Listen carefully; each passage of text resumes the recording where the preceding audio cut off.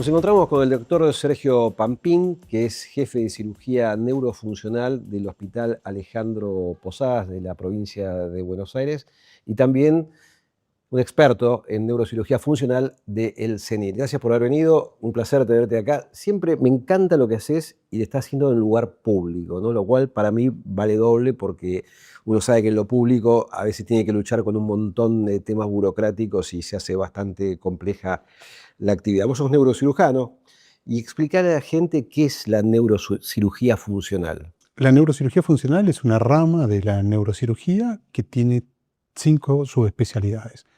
Trata los movimientos anormales, la epilepsia, el dolor, la espasticidad y los trastornos psiquiátricos, en lo que es el abordaje quirúrgico de estas disciplinas. Bueno, en cada puerta que dijiste, si nos metemos, se abre un mundo, ¿no? Podemos Entonces no quiero abrir tantas puertas y quiero focalizarnos hoy puntualmente en una de esas puertas que tiene que ver con otra puerta que se abre, que es movimientos anormales, que tiene que ver con la enfermedad de Parkinson, esta enfermedad descrita desde hace muchísimos años. En principio creo que fue el siglo XIX. Pensemos que en el mundo hay unas 10 millones de personas aproximadamente con esta enfermedad, unas 3 a 4 millones de personas en América Latina.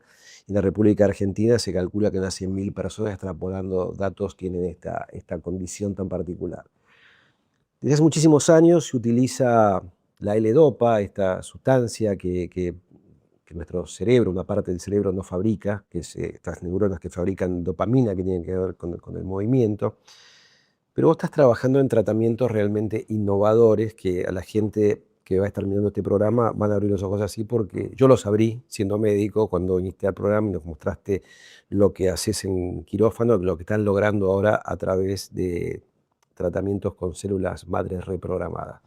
Vamos a arrancar por el tema de la cirugía de Parkinson, porque mucha gente que tiene esta condición dice, me puedo operar, pero la cirugía no es para todos, ¿no? No. La cirugía no es para todos y de hecho fue la primera herramienta terapéutica con la cual pudimos contar para tratar la enfermedad.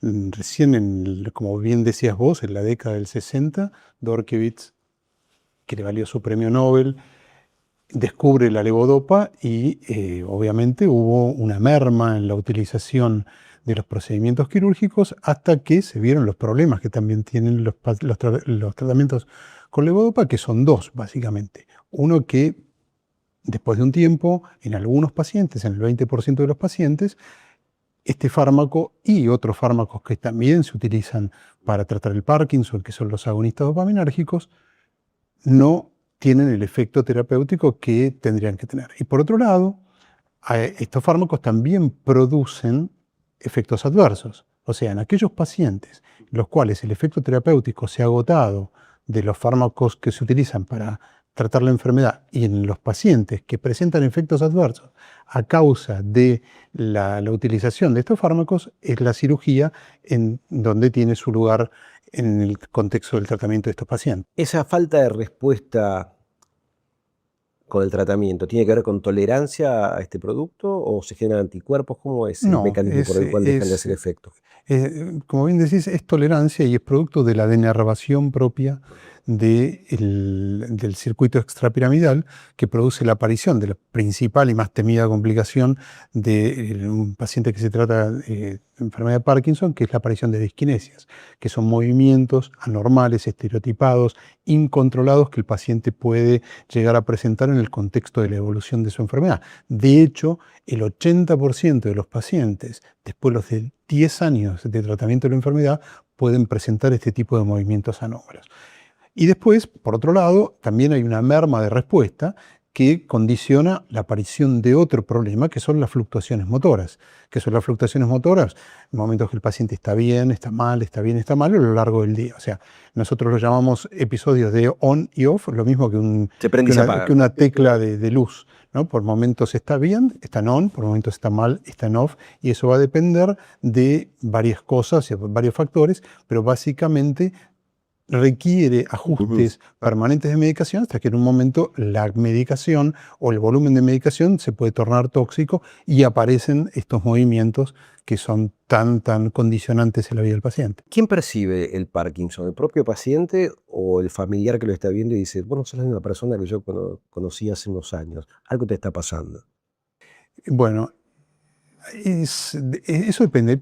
Hay pacientes que no tienen percepción al principio de su enfermedad, porque uno se acostumbra o empieza a acostumbrarse a los síntomas. O sea, el paciente empieza a caminar más lento, pero no se da cuenta, ¿no? O empieza a tener dificultades para las tareas cotidianas, está menos hábil, y se da cuenta el familiar. Le dice, vos estás caminando más lento, vos no podés comer bien, vos estás temblando. A veces pequeños temblores, el paciente no los percibe y los percibe su entorno.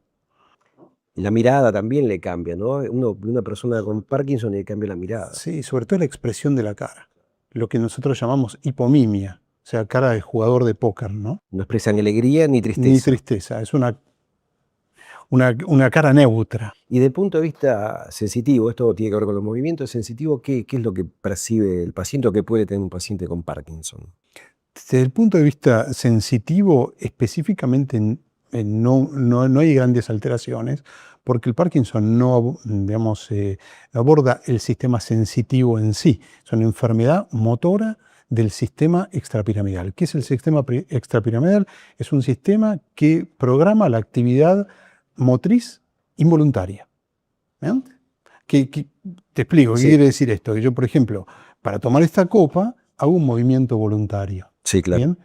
O sea, deseo tomar la copa, pero a la vez todo mi cuerpo está respondiendo A tu orden. a esta orden, modificando la Toda la posición, todo. y el tono muscular global. O sea, mi abdomen se está contrayendo, mi espalda se está relajando, mis glúteos se están fijando. ¿Para qué? Para poder darme la estabilidad y el control de la postura. Entonces, en el Parkinson, la enfermedad no es una enfermedad motora voluntaria, es una enfermedad motora del sistema involuntario, el sistema de coordinación muscular. Claro. ¿Notás que hay más casos de Parkinson porque esta prolongación de la vida hace digamos, que aumente la cantidad de personas con esta enfermedad, esta condición? ¿Es una enfermedad más frecuente a determinada edad? Es una enfermedad más frecuente después de los 60 años. Esta prolongación de vida, lo que estamos viendo, es un aumento muy grande de la cantidad de pacientes de más de 80 años. 3 de cada 100 pacientes de más de 80 años tienen enfermedad de Parkinson. Es un montón. Contanos cómo es esta cirugía, porque hay mucha fantasía tal vez con la cirugía, de que se tiene que abrir todo el cráneo, entrar adentro del cerebro. ¿Cómo es la cirugía y para quién está indicada? En absoluto. Bueno, en estos pacientes en los cuales la terapia farmacológica ya no da resultado, tiene grandes limitaciones y están muy sintomáticos, son los que se van a beneficiar de la cirugía. Existen varios tipos de cirugía. Lo que hoy es el estándar mundial es la estimulación cerebral profunda. La estimulación cerebral profunda se trata de la colocación de 2 electrodos, uno en cada lado del cerebro, en lugares específicos, ¿no? Que están involucrados con la génesis de estos síntomas, que van adosados por un cable conector que pasa por debajo de la piel a una batería que se implanta en la pared torácica. ¿Es como un marcapasos? Es un marcapaso cerebral.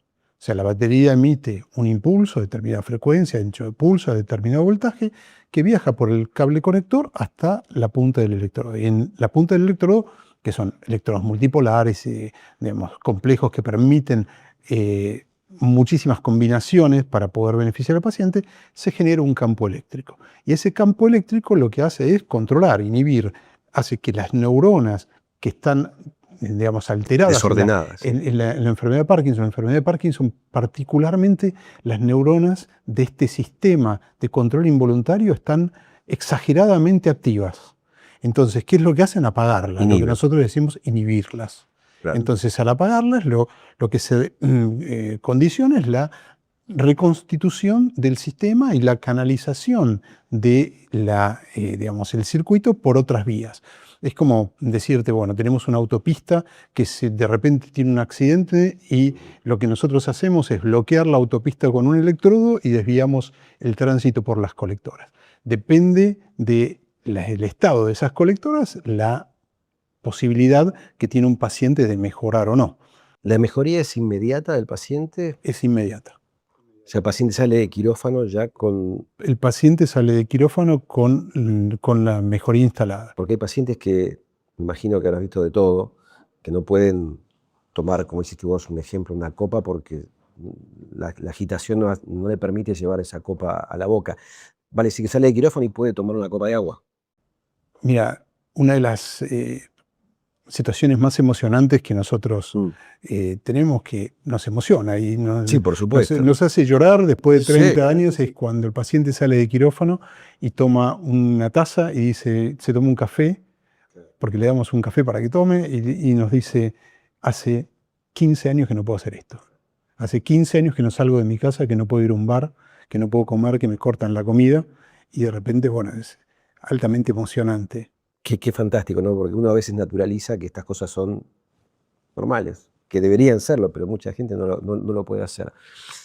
Complicaciones de la cirugía, ¿qué puede pasar en esa cirugía? Imagino cualquier cirugía. Mira, la complicación de la cirugía es básicamente, independientemente de que sea una cirugía mínimamente invasiva, cuando uno coloca un dispositivo siempre hay una posibilidad de infección.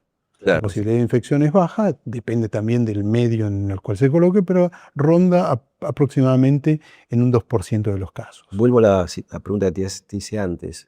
¿Hay que abrir el cráneo o no? No hay que abrir el cráneo. Para colocar este sistema se hacen 2 pequeñas incisiones a nivel de, digamos, de la región frontal, por detrás de la raíz del pelo para que no se noten, y ahí se colocan 2 pequeños sujetadores de electrodo que van, digamos, atornillados con pequeños tornillitos a la galota de craneano, o sea, al cráneo, y por ahí se ingresan los electrodos por un agujero que tiene aproximadamente 14 milímetros. ¿El paciente está dormido, está despierto? El paciente está dormido en el inicio de la cirugía para que no tenga la percepción de que estamos realizando una trepanación, pero después los despertamos porque necesitamos saber cómo está funcionando y las estimulaciones que le vamos enviando, si le están provocando efectos benéficos o si le están provocando efectos adversos. Es una cirugía desde el punto de vista técnico, ¿no? Exclusivamente referido al material, al dispositivo. ¿Es cara?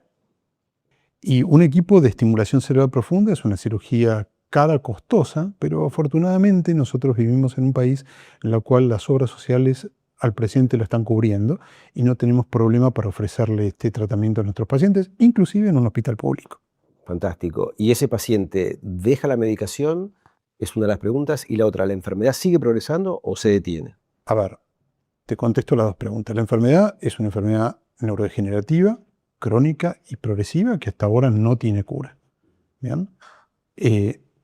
Pero no por eso, o sea, cuando un paciente habitualmente googlea y ve enfermedad neurodegenerativa, crónica progresiva, que no tiene cura, realmente entra en un estado de desesperación y mi mensaje es, no tiene, o sea, hoy por hoy tenemos muchos recursos terapéuticos como para que ese paciente viva una vida digna y que no tenga ningún tipo de problema. Y por otro lado, nunca un paciente va a dejar de tomar medicación.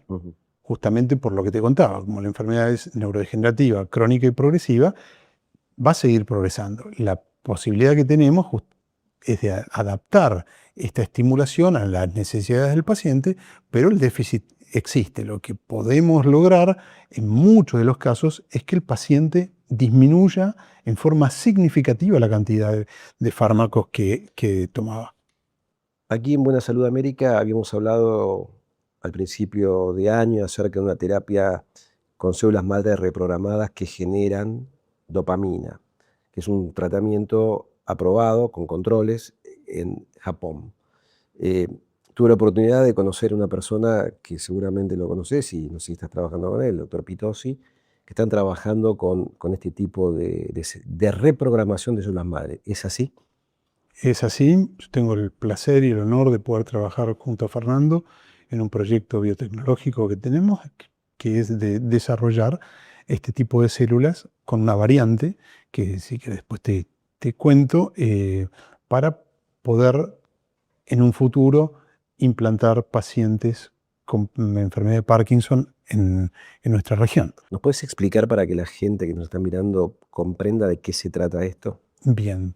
Es muy interesante, me parece que es un futuro de la medicina. Por ahí es interesante contarte un poco la historia de dónde viene esto, porque los implantes de células madre no nacieron ahora en Japón, ni mucho menos, nacieron hace muchos años atrás, donde la primera experiencia positiva fue en 1990 en el Instituto Karolinska. El profesor Björklund pudo implantar el primer grupo de pacientes y en algunos pacientes tuvo muy buen resultado. El problema es que estos implantes obtenía células madre de una región muy particular del sistema nervioso de los fetos de 14 semanas, que se llama mesencéfalo, pero el problema que tenía básicamente era que necesitaba 14 fetos para poder generar un implante, porque tenían alta mortalidad, y por otro lado hay una cosa a considerar muy importante en cualquier implante, que es la histocompatibilidad. O sea, entonces si vos estás usando... No, que no tengo rechazo. Exactamente, si estás usando 14 fetos, tenés digamos, 14 compatible, donantes, claro. ¿no? Lo cual hizo en cierta forma inviable este tipo de prácticas, pero sí marcó un precedente. Ya a fines de hubo varias experiencias, pero a fines de los 90, ya a principios del 2000, se empezaron a hacer implantes que fueron muy efectivos y que siguen siendo muy efectivos, que son del blastocisto. El blastocisto es el producto de la fecundación de un óvulo y un espermatozoide entre el día 2 y el día 7. Tiene aproximadamente 100 células madres, y esas 100 células madres se pueden inducir y transformar, si vos conocías la combinación, en cualquier tipo de célula que vos necesitases. Para que la gente entienda que es una célula madre, son células que tienen el potencial de convertirse en cualquier tipo de célula del cuerpo. Exactamente. Aproximadamente de los 200 tipos de células que nosotros tenemos y que conforman nuestro organismo, se pueden construir absolutamente todos a partir de las células madre. Si uno sabe la combinación necesaria, o sea, el número mágico que hace que esa célula se transforme en una neurona dopaminérgica, en una célula de islote pancreático o en una célula de la mácula de la retina. ¿Bien? Simplemente hay que conocer. Bueno, ¿y qué pasó esto? Obviamente los trasplantes fueron efectivos, pero eso condicionó un debate a nivel ético y moral muy grande que hizo que este tipo de implante sea no utilizado en la práctica cotidiana médica. ¿Bien? Y todo parecía perdido hasta que en el año 2006, en una revista internacional que se llama Cell, de gran impacto, un neurocientífico japonés, Shinya Yamanaka, publica un artículo que presentaba una célula, lo que se denomina una célula reprogramada. ¿En qué se basa esto? Él hizo todo lo contrario. Nosotros siempre habíamos ido ¿de dónde? De una célula indiferenciada, o sea, una célula madre, a una célula diferenciada. ¿Bien? Él pensó lo siguiente: ¿por qué no hacemos al revés? ¿Por qué no vamos de una célula diferenciada madre a una célula madre, y de ahí cuando tenemos la célula madre la convertimos en lo que nosotros? Y eso lo logró obviamente, y le valió el premio Nobel más rápidamente otorgado en la historia.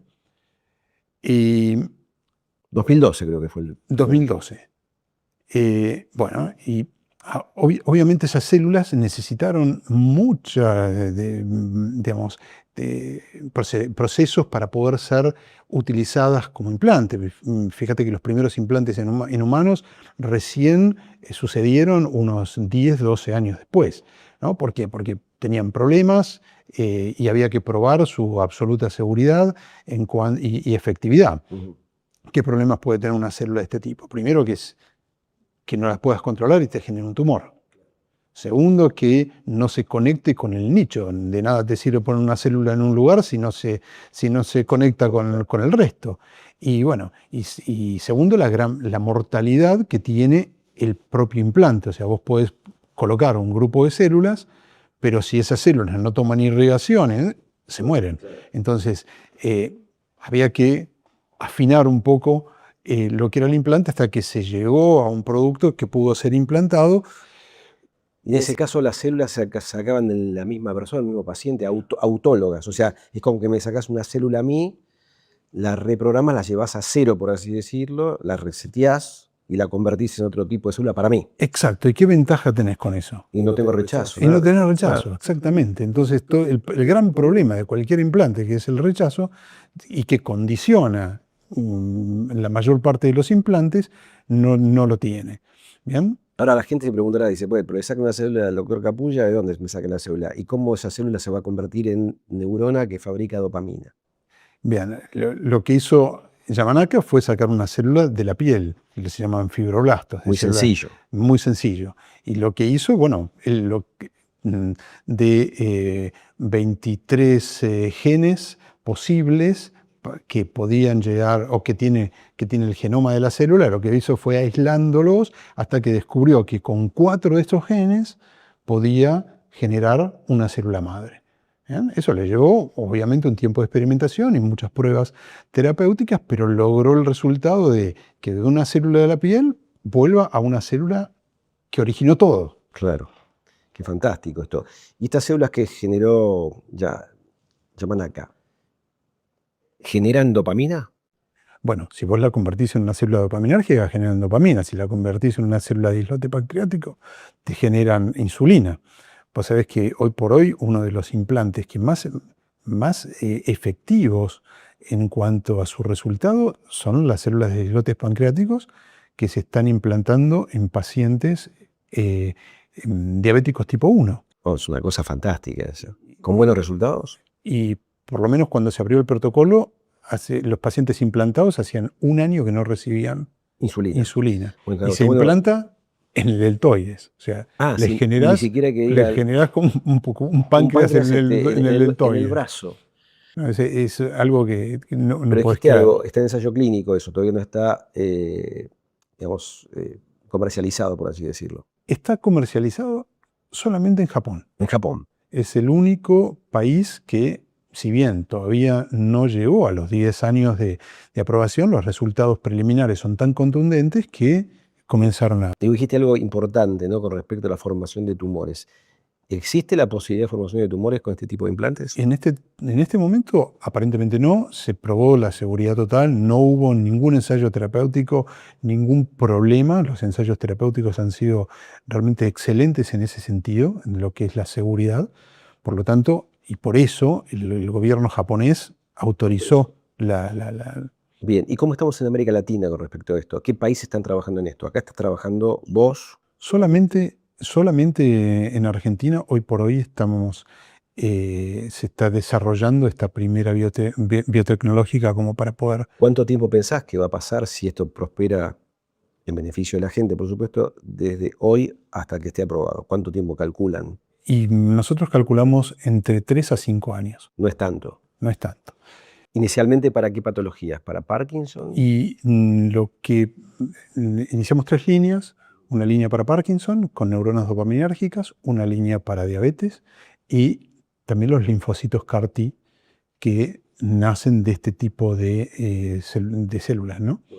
Pero nosotros lo que estamos intentando hacer es una variante, que no es la célula estrictamente de Yamanaka, sino lo que se denomina célula madre hipoinmune.